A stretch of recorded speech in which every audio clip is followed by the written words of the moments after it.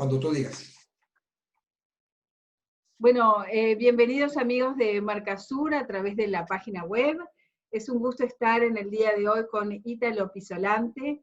Ítalo es ingeniero, máster en comunicación política y doctorado en comunicación organizacional. Tiene más de 40 años de experiencia en el área estratégica y comunicación pública y privada. Es socio fundador de la firma Pisolante en Venezuela, que se dedica a la consultoría en estrategia, responsabilidad social, gestión de riesgos, gobierno corporativo, para distintos países de la región.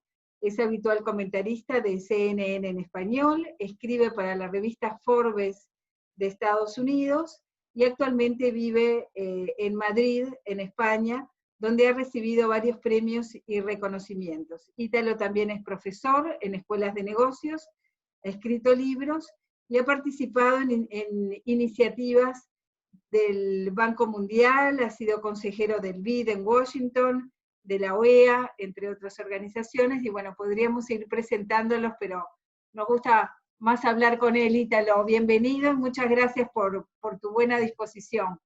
No, soy yo quien te da las gracias de reencontrarme además con una muy querida amiga de aquellos años en los que estuviste trabajando en Venezuela. Ahora que nos encontramos trabajando en el exterior, ya nosotros como firma sabías que trabajamos mucho con empresas, digamos, en la región.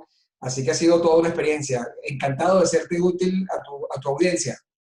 Muchas gracias, Ítalo. Estamos encantados de tenerte acá y bueno, ¿cómo está España? ¿Cómo está Madrid en este momento? A ver, pasamos de una etapa, estamos viviendo un hecho inédito, y eso es lo más importante, Fabiano, por lo cual las reglas no están escritas y las que escritas están, se reescriben todos los días.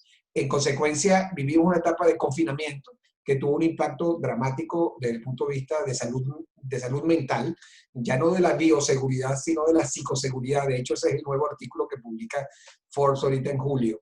Que es la salud del pensamiento, porque es la tristeza, es la ansiedad, es el encierro, es la complejidad.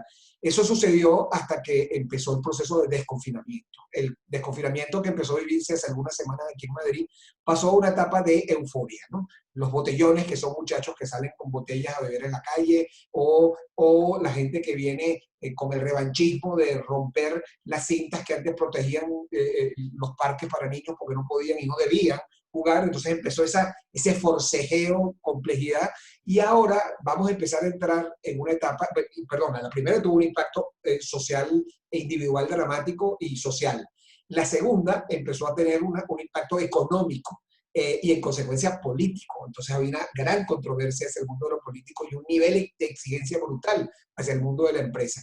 Y ahora vamos a empezar a vivir esto que se ha llamado nueva normalidad, que es la etapa post-crisis. Y la etapa post-crisis es una etapa donde el consumidor ha cambiado sus hábitos, donde tú aprendiste a contenerte, a cambiar las veces que salías con el temor a que si salgo me puedo todavía, digamos, infectar, porque el problema es que la gente piensa que esto se va a resolver porque se inventen, descubran la vacuna. Y el problema no es que la vacuna Fabiana la descubran, es que me pongan la vacuna, por lo cual los sistemas de salud van a hacer que estos procesos que son más largos de lo que nos hubiese gustado se achiquen. En síntesis, es un proceso donde hay múltiples oportunidades, pero que estamos enfrentando cambios dramáticos en el consumidor. Es decir, hoy más que nunca las marcas están bajo la lupa. El 74% de una investigación reciente de IPOS aquí en Europa hablaba de las empresas, el ciudadano quiere saber qué hacen las empresas. Pero Edelman, en el Trust Barometer, que se presenta en los foros económicos mundial, que fue hace apenas unos meses, se volvió a correr a nivel mundial y dice un número brutal. Más del 70% del consumidor está viendo qué hacen las empresas para saber si siguen consumiendo sus productos. Así que es un cambio brutal el que estamos viviendo. Hay un cambio que se está dando en muchos países de la región, que es la vuelta del teletrabajo a las oficinas. Eso significa todo un cambio. ¿Cómo se están comportando en ese sentido? ¿Cómo la gente se está adaptando? ¿Cómo son las comunicaciones? A ver, te pongo un ejemplo personal que es más sencillo para visualizarlo a ti y a tu audiencia. Yo viajaba del mes 2 semanas y media todo el tiempo. a mi trabajo consultor en América Central, Norte, Suramérica y España. Básicamente mis áreas de operación. En el mes de marzo, 14 de marzo, tenía un viaje para Honduras, donde teníamos una sesión muy importante con una multinacional, y ese fin de semana dijeron, no se puede viajar, y de ese día a hoy permanecí y permanezco en España. Nada de lo que yo tenía que hacer como profesional lo he dejado de hacer. Ningún valor que tenía que agregar desde la perspectiva laboral e inclusive cercana, humana, la he dejado de hacer. Yo he celebrado cumpleaños de yernos cuando no se podía salir de Madrid, viviendo en Madrid a escasas cuadras de mi casa donde vivo en Salamanca, y lo celebramos todos conectándonos por internet. Entonces yo creo que ya como no hay una posibilidad de me gusta o no me gusta, lo haría o no lo haría, sino o lo haces o no tienes nada. El mundo se hizo en algunas cosas blancos y negros. En la práctica esto ha permitido, digamos, mantener una conexión con mi madre y mis hermanas que viven en Venezuela.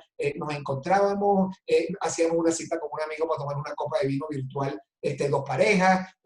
Yo creo que esto esto no regresa a situaciones anteriores. Todo lo que estábamos haciendo en el pasado en materia de comunicación va a cambiar. Va a cambiar porque los medios han cambiado. Segundo, porque las expectativas de la gente han cambiado. Y tercero, porque los temores de la gente empiezan a ser factores que detienen querer hacer cosas como ir a un restaurante. Entonces ya no es que abran, es que yo quiera ir al restaurante. Y además la gente empezó a redescubrir elementos en su casa que les gustaba, cocinar en casa, convivir en casa. Entonces, yo creo que el elemento, digamos, de tecnología nos ha ayudado y el elemento de teletrabajo ha funcionado. ¿Cuáles son de esa cara muy propositiva de lo que digo, la parte negativa? Bueno, estás trabajando más que nunca. Es decir, en el pasado tú llegabas a tu casa y tú tenías algún espacio para generar los equilibrios de calidad de vida, los equilibrios entre la empresa, el mundo de las exigencias económicas con el mundo de tus exigencias emocionales, familiares. Ese bienestar hoy se ha roto de manera brutal porque tenemos que reaprender la manera de disciplinarnos en cómo vamos a manejar este trabajo desde la casa. Porque en la práctica, a cualquier hora, alguien te llama porque como también está en su casa, cree que tú estás 24 horas. Y en mi caso particular, porque tengo clientes que están a 8 horas de diferencia, yo tengo reuniones a las 2:30, 3 de la mañana. Algunas las puedo cambiar con la comprensión del cliente, pero yo no puedo cambiar la regla del juego al cliente. Es decir, en consecuencia, tiene cosas positivas, sin duda, que ha ido funcionando eficientemente para poder agregar valor y que no es limitativo el confinamiento, es cierto, pero es tremendamente complejo y estresante. Es por eso, Fabiana, y repito el nombre, yo tengo una hija que es psicóloga y vive aquí en Madrid, tiene un despacho bastante exitoso de psicólogos acá, y le propuse que por qué no escribíamos a 4 manos un artículo que yo me lo estaba imaginando que era tanto de bioseguridad, y dónde queda la psicoseguridad o la salud mental. Y ahí es donde van a venir las grandes áreas de oportunidad para los comunicadores, de que estamos hablando no de ingeniería de los mensajes de qué hacer en tiempos de cambio, sino reingeniería de pensamiento de cómo entender cuando la salud que más se está afectando ahora es la salud mental. Exactamente, porque además de estos cambios que tú mencionas, hay un riesgo latente para mucha gente que es la posible pérdida de su trabajo, quien no los ha perdido ya. Ha aumentado el número de desempleo, mucha gente en el seguro de paro, empresas que han cerrado, y todo eso genera una inestabilidad emocional importante. ¿Qué experiencia tienes tú? ¿Qué consultas has recibido en ese sentido? Absoluto. Bueno, cuando los números son tan dramáticos como lo que tú puedes escuchar de organismos multilaterales, o sea, estamos hablando de que los impactos en términos de pobreza, cuando cuando la clase media se viene a menos básicamente por el cierre de negocios. O sea, el problema es que los emprendimientos se enfrentaron a que sus rentabilidades pequeñas y el gran apalancamiento que tenían con préstamos, no hay forma de pagarlos. Y el problema son los alquileres. Aquí hubo en España, por el sistema de salud, por el sistema de seguridad social, una serie de ventajas que no las hay en Centroamérica y no las hay en América en términos generales. Es decir, aquí los empleados, para que las empresas no quebraran, se fueron a una figura que se llama el ERTE, que es una figura de un retiro temporal donde el gobierno paga un 70% de tu sueldo y la empresa se libera de ello. En consecuencia, la empresa permanece y garantiza, porque para recibir el ERTE, garantiza que la gente va a volver al trabajo y no lo van a despedir. Sí, pero los paros que se están considerando en el caso de España pueden llegar a 20 puntos, digamos, a finales del año. Es decir, estamos hablando de unos números dramáticos de desempleo. Y desafortunadamente en América Latina, en nuestros países en vías de desarrollo, esto va a generar grandes asimetrías sociales.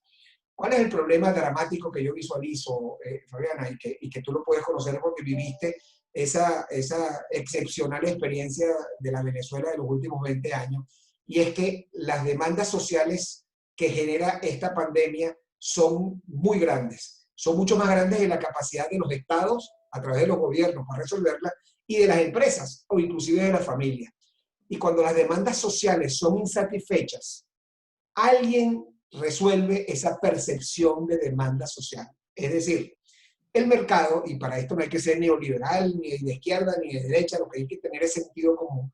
Cuando alguien está esperando algo, alguien va a buscar la manera de satisfacerlo, para sacar un correcto y además justo beneficio por satisfacerlo. En el mundo de la demanda social, que es mucho más complejo, las grandes demandas sociales insatisfechas que vivimos van a generar profundos cambios políticos en la región.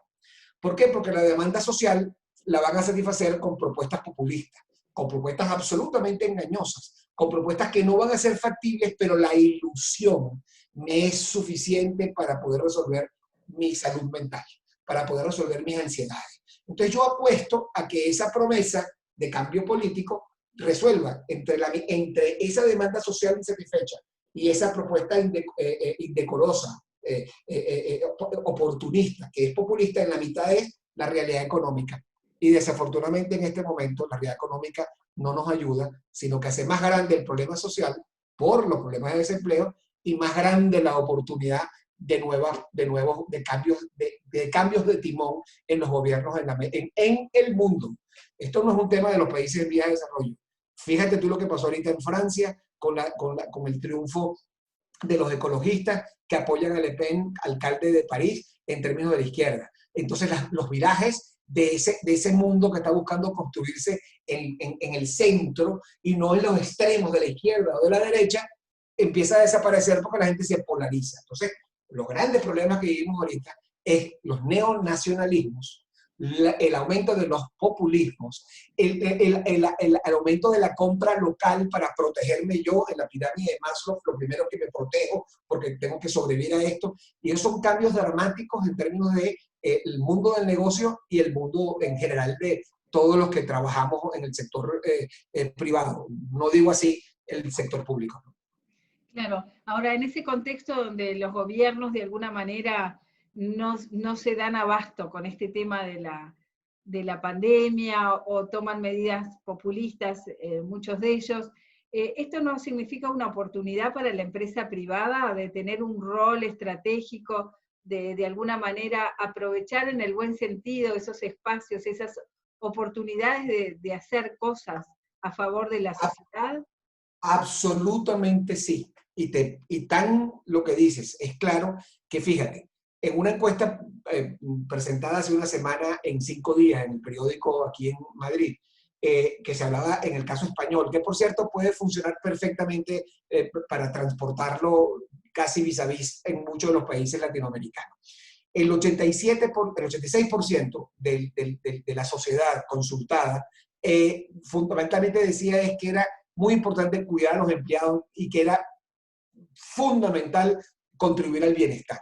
Entonces, las empresas que se ubicaron allí, porque yo estuve haciendo muchas investigaciones porque tengo clientes aquí en España y en América, y ¿qué es lo primero que se decía? Es, oye, las empresas tienen un papel muy importante para desempeñar frente a la sociedad, más allá de cuidar sus intereses. Y cuando veíamos las encuestas, y salió publicado en 5 días, eso era el 78% de la gente que te decía, las empresas tienen que cuidar algo que vaya más allá de sus intereses.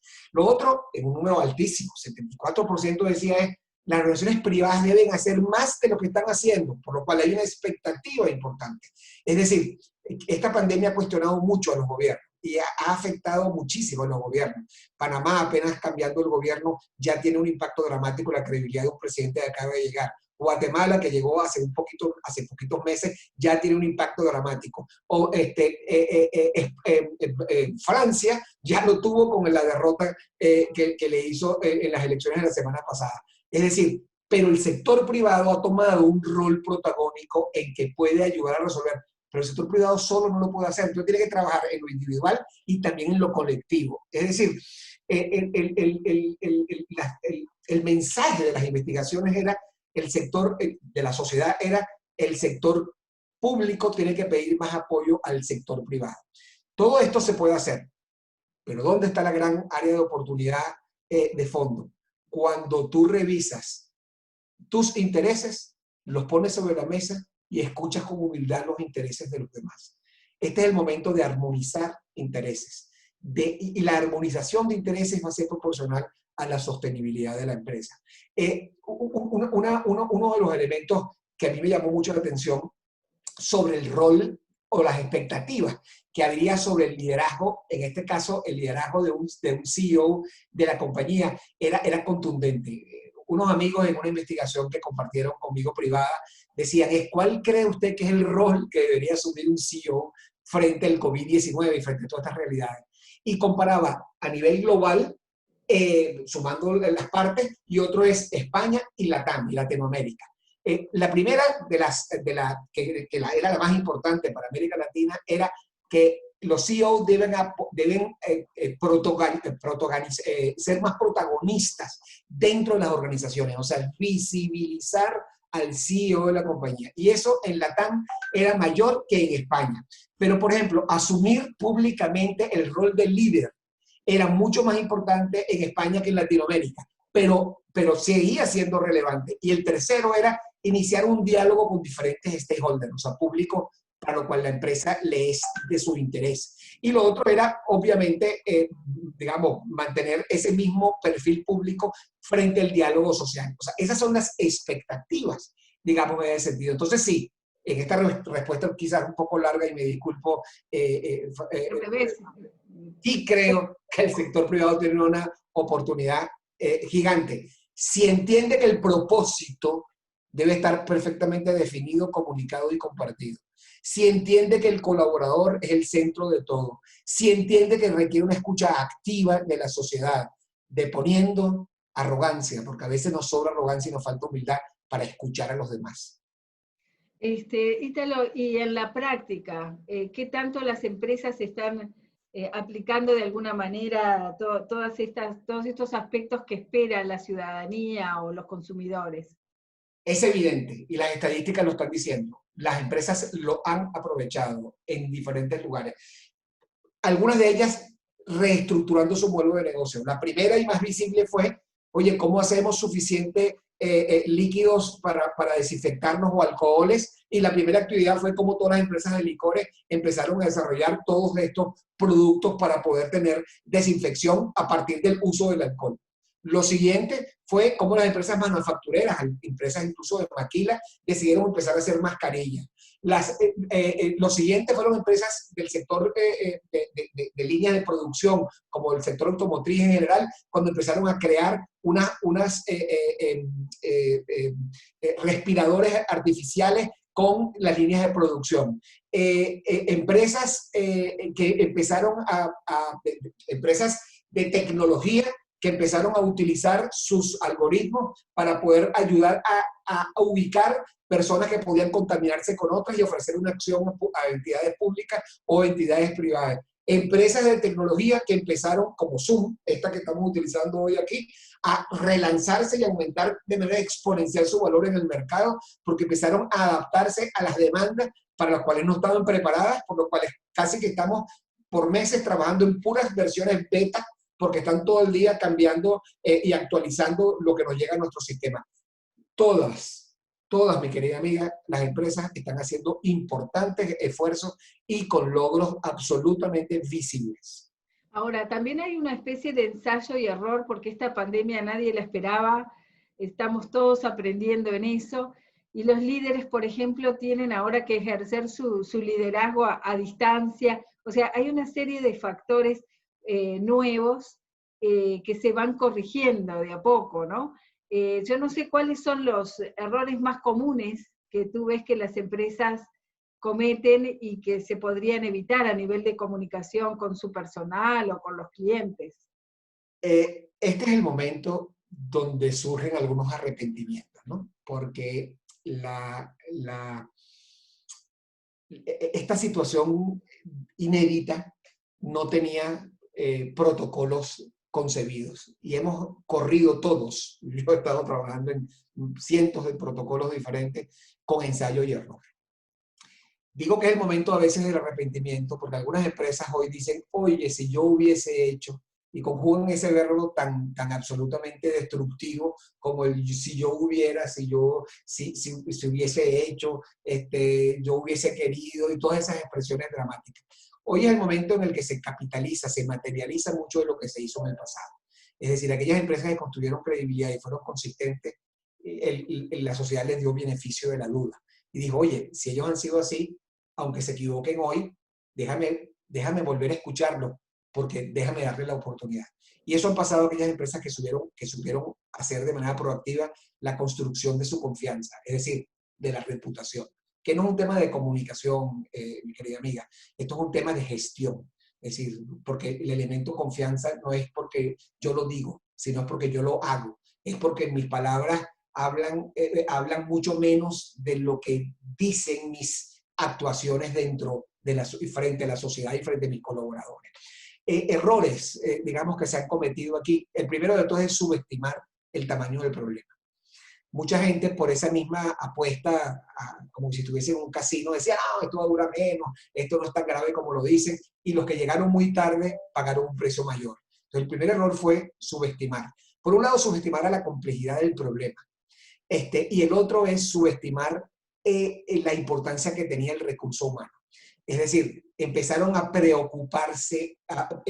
ocuparse más de sus recursos y su realidad económica que a ocuparse de la empresa de la cual estaban preocupados. Mucha preocupación por lo social, pero mucha ocupación de la sobrevivencia económica. Eso se podía entender en el inicio, pero cuando te das cuenta que no hay buena economía sin salud y que no hay salud sin buena economía, no era un tema de blanco o negro. Tenías que hacer convivir dos cosas, como ahorita.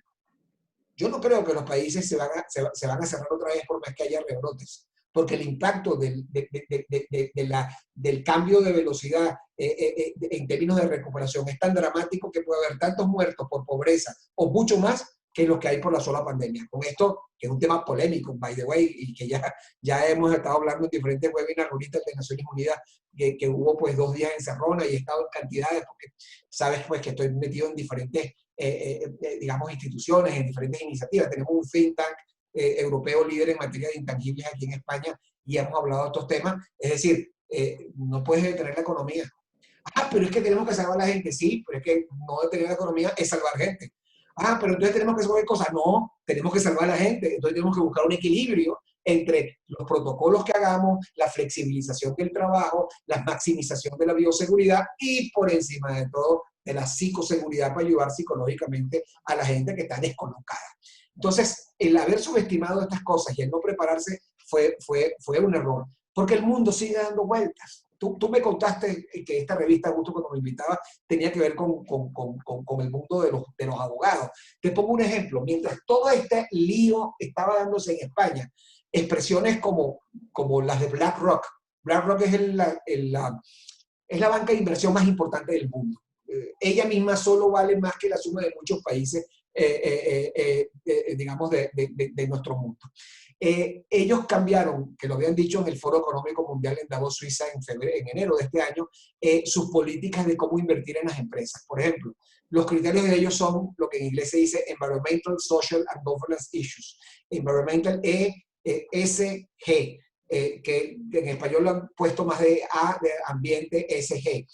Bueno, esos son 3 elementos de cómo la empresa, desde el punto de vista de sostenibilidad, de su acción, de cómo se organiza, buen gobierno corporativo, cómo actúa frente al ambiente, todo el issue ambiental, y cómo se maneja en la vinculación con la sociedad, que es la parte social, son elementos que hacen que una empresa sea confiable y es en la que yo apuesto el futuro. Pero mientras se estaba dando toda esta tragedia de salud, había empresas que estaban revisando sus políticas de inversión en empresas que se comportaban de una manera u otra. Los números nos estaban diciendo, y eso es un elemento que para mí es clave, y Fabiana vale la pena resaltarlo. Voy a invertir dependiendo de cómo te comportes. Y como yo estoy monitoreando cómo hablan de ti, porque tengo todo un sistema de compliance officers que están chequeando cómo la empresa en la que yo invertí es percibida por los demás, decido si invierto o no invierto. Eso que hicieron en enero para solamente estos criterios ambientales, sociales y de gobierno, evolucionó y en abril volvieron a hacer otros protocolos de inversión que incluían los comportamientos frente al COVID. Tan es así, y este elemento vino para quedarse y es fundamental que en tu audiencia de profesionales, digamos, de abogados lo entiendan, es que se ha reposicionado o se ha reinterpretado el rol de los derechos humanos en las actuaciones de las compañías, ¿no? Un país institucional, puro y duro institucional, con mucha disciplina social, quizás por lo pequeño, pero yo también diría que en el caso de Uruguay, por su propia cultura de país, que es lo único, por cierto, que puede entrar a Europa, de América Latina, porque los demás son un desastre. No digo del vecino que está del otro lado del río, ¿no? Por mencionar vecinos, ¿no? La complejidad que se ha vivido en el mes de abril 20, por allí, sacó una entidad de gobierno la obligatoriedad, lo obligante que es lo que llaman la debida diligencia en derechos humanos. ¿Qué es eso y cómo se come? Mi querida amiga, las empresas que no sepan que van a estar sometidas, los compliance officers van a estar sometiendo a la empresa para sus valoraciones, para pedir préstamos, es cómo maneja su área de derechos humanos. Porque hoy derechos humanos es todo. Antes se creía que era, bueno, mano de obra infantil, o el abuso, las asimetrías en el manejo de los géneros y sus retribuciones salariales, o el problema de género. No, es que hoy los temas de debida diligencia son muchísimo más complejos y hay políticas. Por cierto, es un latinoamericano que está al frente en Naciones Unidas, en Ginebra, de estos temas, es un chileno, alguien de la universidad en Chile, Dante Peche, un buen amigo. Algún día, si quieres entrevistarlo, te doy los datos porque es un tipo interesantísimo. Puso ya en español todo lo que significa debida diligencia. Los abogados que tienen vinculación con los temas de derechos humanos, como mi amigo Carlos Ayala Corado, que es un venezolano, que fue el presidente de la Comisión Andina de Juristas, hoy vicepresidente de la Comisión Internacional de Juristas, y es un hombre de número, digamos, en la academia.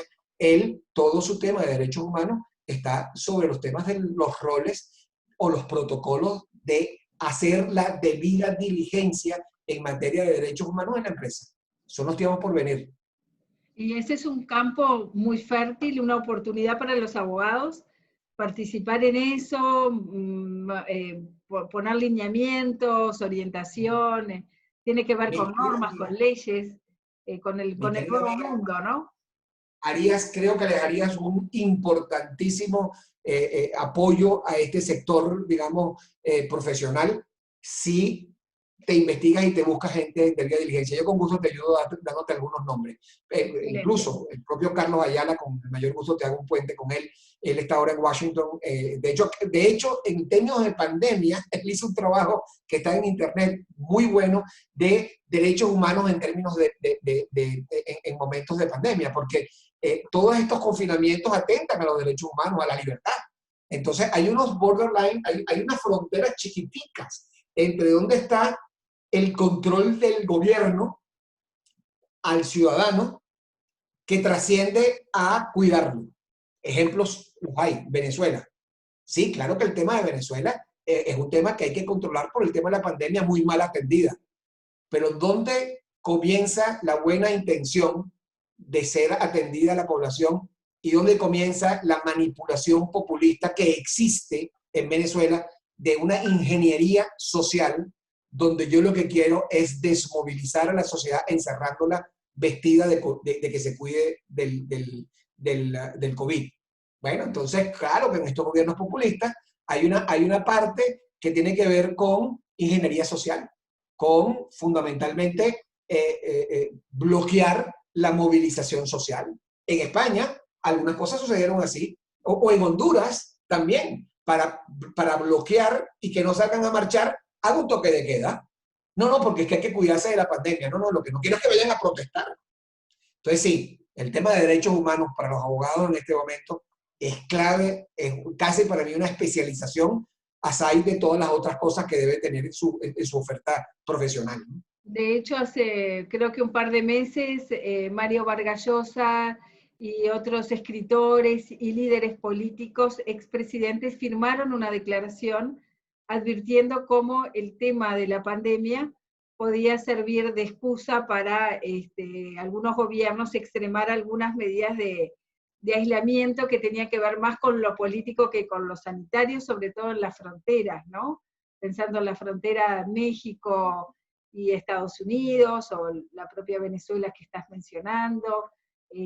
Bueno, entonces es un tema muy, muy espinoso en ese sentido. Ahora, volviendo, Ítalo, a la realidad específica del empresario que tiene una empresa, por ejemplo, mediana, que es muy común en América Latina, las pymes, ¿qué recomendaciones le darías a ese empresario que tiene personal a cargo en teletrabajo o que tiene algunos ya trabajando en la oficina? ¿Qué tiene que hacer desde el punto de vista de la estructura o comunicacional o apuntando a la psicoseguridad de la empresa, ¿no? Que comentabas. Lo primero y más importante es revisar en su modelo de gobierno cómo está estructurada el área de comunicaciones, que debe estar inmensamente cercana, pegadita del liderazgo de la compañía, porque la comunicación es una herramienta de gestión.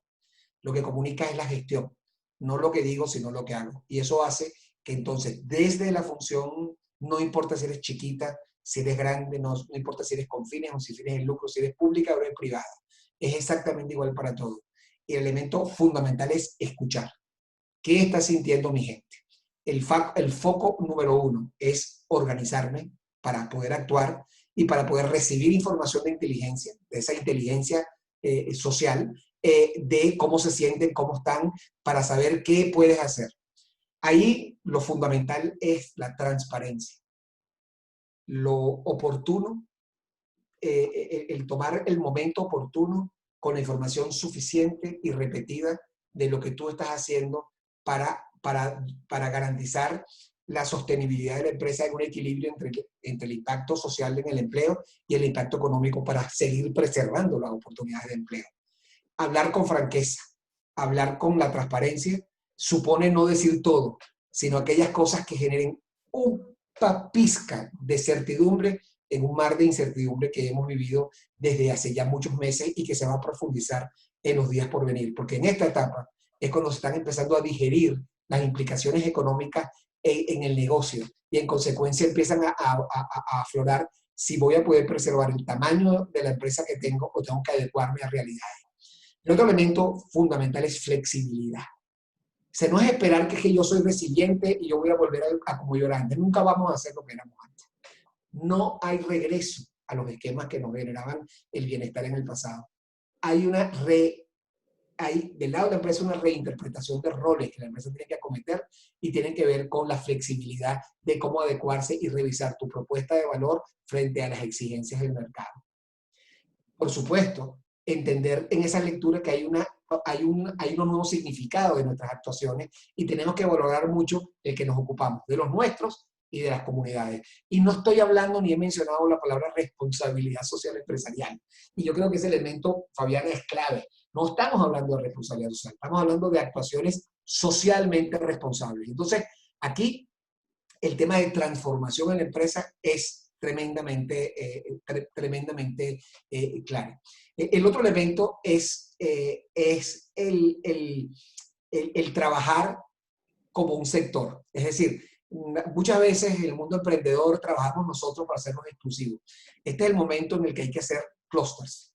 Es decir, los emprendedores, los industriales de tal área, los comerciantes de tal área, Es decir, tenemos que aumentar nuestro poder de incidencia trabajando básicamente en diferentes clústeres de interés, porque vamos a tener problemas comunes, con soluciones comunes, y esperar que yo quiero sacar individualmente provecho de la situación es exponerte a que pierdas la oportunidad de construir con otros, que el ambiente donde yo me voy a desempeñar sea bueno para todos. ¿Eso qué supone?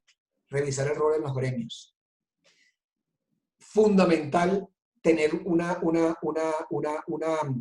visión alineada dentro de los equipos. Es decir, un elemento clave también, y no lo estoy poniendo en los órdenes, sino en la medida en la que voy pensando qué cosas he aprendido de estos meses, es el modelo de gobierno. El modelo de gobierno, antes mencioné el tema de la comunicación, pero ahora quiero hablar de todo el comité ejecutivo, si es una empresa grande, o el grupo de los gerentes que reportan al emprendimiento. Es muy importante dedicarle tiempo a alinear visiones. Las encuestas han dicho que el elemento detonador el elemento que detona cualquier encuentro y que conecta a la gente es cuando comparten un propósito.